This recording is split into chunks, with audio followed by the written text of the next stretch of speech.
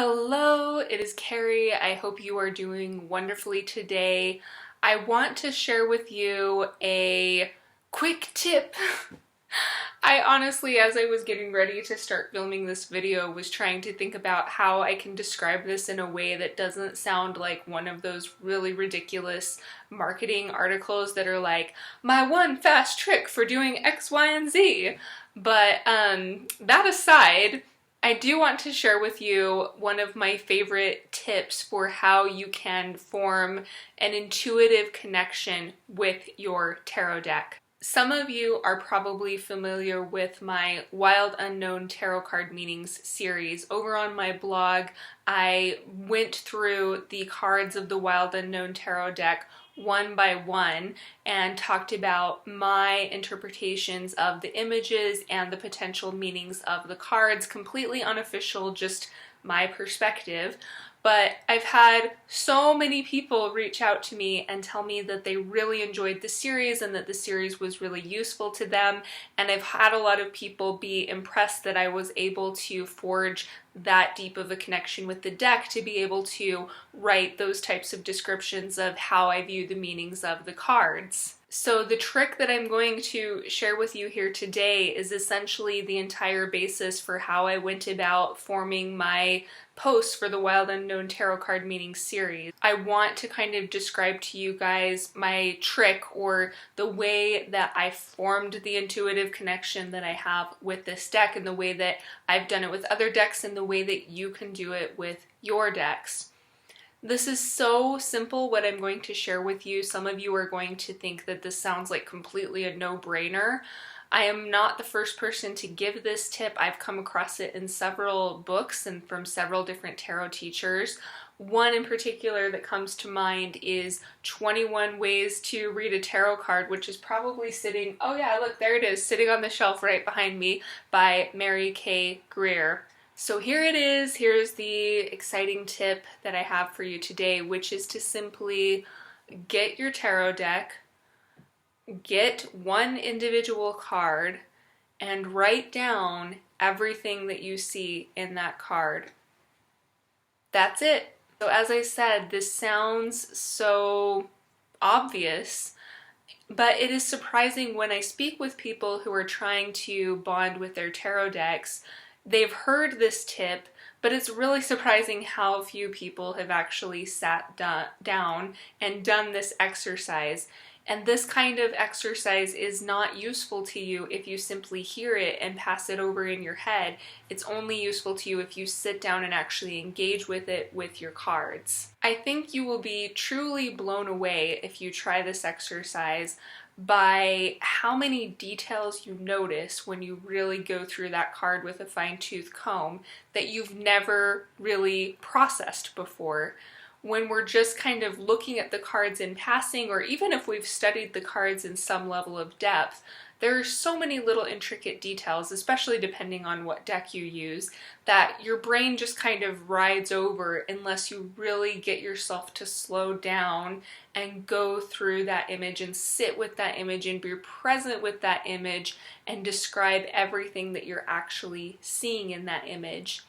This is kind of, in some ways, I think, an act in mindfulness, because it asks you to step back and slow down and just describe what you see in the card.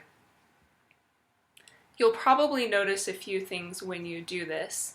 The first thing, obviously, is that you're just kind of describing obvious things. You're talking about the colors that you see in the card. You're talking about the facial expressions if you're using a deck that has human figures.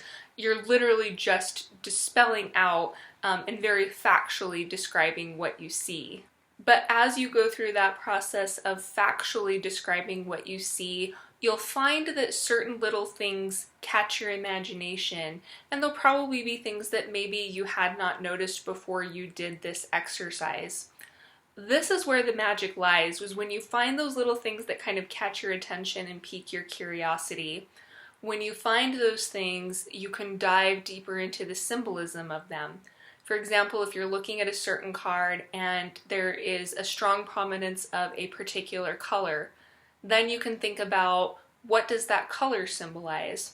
Now, Then we go into this whole thing, which would be a topic for another day for a different video, about symbols, because to a large extent, tarot is a symbolic system, and a lot of the symbolism in tarot have meanings that have sort of accumulated over time that are considered sort of the traditional meanings of the symbols.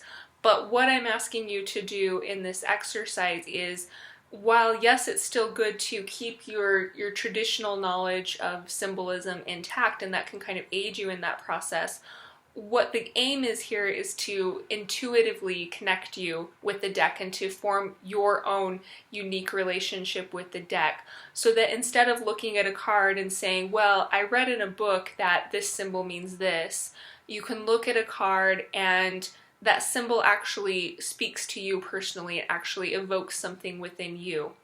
So this is about your own personal interpretation of the symbols.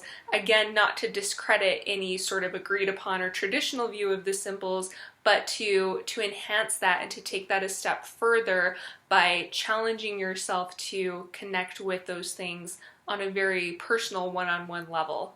This is exactly how I created my Wild Unknown Tarot Card Meaning series. I would just go through the cards and I would notice certain aspects stood out to me. To use the example I mentioned earlier, I would notice that a certain card had a prominence of the color red, and I would draw upon what I know kind of from a traditional standpoint about the symbolism of the color red, but I would add to that what that color means to me and how it makes me feel when I look at that image. So these are the kinds of things that you're going to see come forth when you do this exercise for yourself. I do have many other thoughts about how you can form an intuitive connection with your decks, but this is probably the biggest one, and the one that I think kind of packs the most punch for your money. So I hope you will find it useful. I really hope you will try this if it's something that you haven't done before.